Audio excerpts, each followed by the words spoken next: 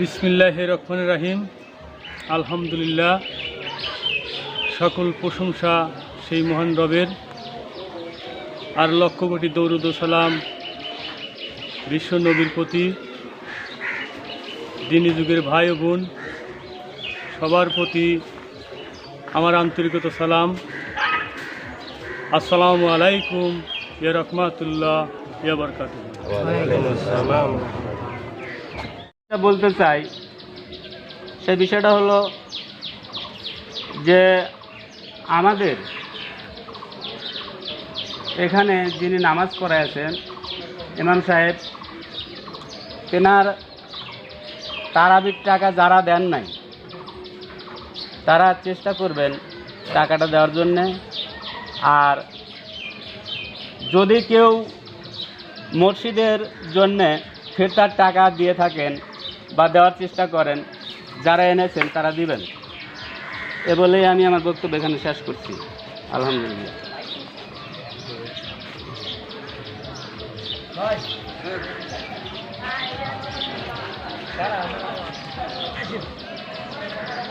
সামনে আসুন, সামনে আসুন। আদম নূরের নিজ ভবনে আমরা উপস্থিত হয়েছি। আমরা কেন উপস্থিত হয়েছি এই বিষয়ে আমি কিছু আলোচনা রাখব।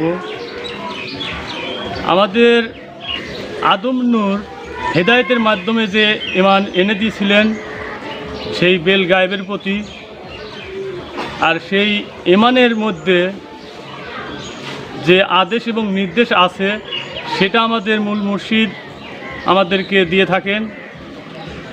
তাই এই একটা মাস আমাদের সিয়াম পালন করার জন্য আমাদেরকে হুকুম দিয়েছিলেন। আমরা সেই সিয়াম পালনকারী, আমরা সিয়াম পালন করেছি। আর সেই সিয়াম পালন করার যে একটি আনন্দ, একটি মাস পর সেই আনন্দতে আমরা এখানে উপস্থিত হয়েছি। আমরা যে একটি মাস যে এই সিয়াম পালন করলাম এবং রোজা রাখলাম,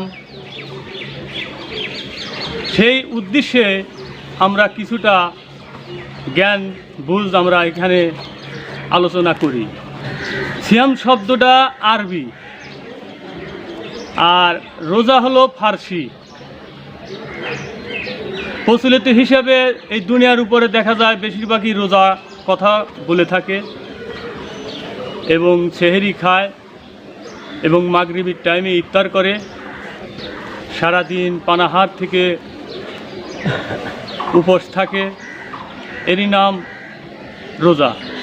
মানে আপনার মানব দেহ যা যা দিয়ে গঠন করা হয়েছে সেই অতীতের সেই আহাদ আহমদুন সকল নবুয়তকে দিয়ে, তারই যে আমরা সিয়াম পালন করব, তারই যে হুকুম, আমরা যদি একটি সিয়াম ছেড়ে দেই তাহলে আমাদের পূর্ণ সিয়াম পালন করা হবে না।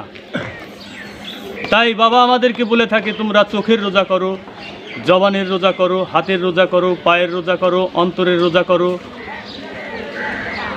তাহলে একটি দিনে এই দেখা যায় যে 1,24,000 মতান্তরে 2,80,000 নবুয়ত আছে। আমাদের সেই 2,80,000 নবুয়তের সিয়াম আমাদের পালন করতে হবে। আর আহমদুন আর আহাদের যে বিষয়, আত্মা এবং আমাদের যে ভাণ্ড, সেটা আমাদের রক্ষা করতে হবে। তাহলে একটি দিনে কতগুলো আমাদের রোজা হয় এবং কতগুলো আমাদের সিয়াম পালন করা হয়।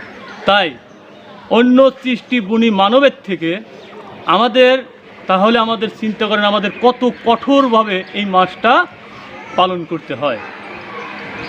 যা এমন হিসাব, এই হিসাবের ভিতরে যদি আমাদের একটি ভুল হয়ে যায় তাহলে কিন্তু সেই সিয়াম পালন করা হবে না। আর সেই সেহেরি খেয়ে যে সারাদিন আমরা উপোস থেকে আমরা যে রোজা রাখি, সেই রোজাতে যদি দেখা যায় যে আমরা মিথ্যা বলেছি, তাহলে কি রোজা হবে? কখনো কিন্তু হবে না। আমরা সুদ ঘুষ অন্যায় বিচার মিথ্যা কথা আমরা এগুলোও করতেছি, আমরা রোজাও রাখছি। ওই ব্যক্তিদের জন্যই দুর্ভিক্ষ যে তারা সারাদিন উপোস থাকার পরেও তাদের রোজাও হবে না, সিয়ামও হবে না। ওদের রোজা ওদের সিয়াম কোথায় যা দাঁড়াবে? তাহলে সেটাও কিন্তু বোঝা যায় যে আল্লাহ পাক একটা ঘোষণা দিয়েছে যে আমি মিথ্যাবাদীর কোনো ইবাদত কবুল করি না। এক কথায় শেষ, এক কথায় শেষ, তোমার সকল ইবাদত সেই বিসর্জন, কোনো ফল নাই। তাহলে আমরা মানব হয়েছি, আমরা মানব হয়েছি সর্বপ্রথম আল কোরআনের হিসাবে যেটা আইন আসে সেটা হলো আমাদের জন্য ঈমান আনতে হবে। কার প্রতি? সেই বেল গায়েবের প্রতি। ঈমান আইনে দিবে কে? ঈমানটা আইনে দিবে কে? আল কোরআনে তো অনেক জায়গায় লেখা আছে ঈমান আনো, ঈমান আনো, ঈমান আনো। এই ঈমানটা আইনে দিবে কে? এখন ঈমান ওয়ালা যে, সেই তো ঈমান আইনে দিবে। অতীতের নবীরা, প্রত্যেকটা নবীরা ঈমানওয়ালা ছিল, কিন্তু তারা তো অতিবাহিত, তারা তো বর্তমান নাই। তাহলে আমাদের দশা কি? আমাদেরকে ঈমান আইনে দিবে কে?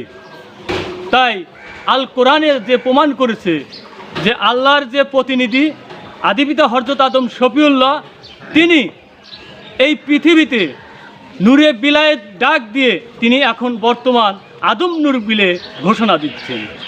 আদম নূর, আদম নূরের তোমরা কাছে যাও, তিনি ঈমান এনে দিবে, তিনি ঈমানওয়ালা।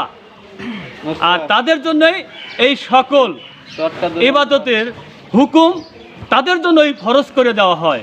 তাদের জন্য পীর সাহেব ঈমান এনে দিবে, অলি পীর গাউস কুতুব দেবতা কারু কথাই বলেন নাই, কারু কথা বলেন নাই। বলছে আমার তরফের প্রতিনিধি আদিপিতা হযরত আদম শফিউল্লাহ পৃথিবীর জমিনে যাবে আর তিনি তোমাদেরকে দান করবে, তোমরা তার কাছে হিদায়াত গ্রহণ করো। তো যাই হোক, সময় অল্প, হয়তো অনেক কিছু বলতে চেয়েছিলাম, হয়তো আমার অনেক বাইরে আছে, তারাও কিছু বলবে। তাই আজকের মতো আমি এখানেই সমাপ্তি করছি। আমার রবের থেকে আলোচনা শুরু করছিলাম, আমার রবের থেকে এই আলোচনা সমাপ্তি করছি। আসসালামু আলাইকুম ইয়া রাহমাতুল্লাহ ইয়া বারাকাতুহু। ওয়ালাইকুম আসসালাম ওয়া রাহমাতুল্লাহ। এটা ধরে থু থু এই ভাইজান ভাই দোকান আছে না মাউন এই দেখো লাগবে ক্যামেরা খালি গাইস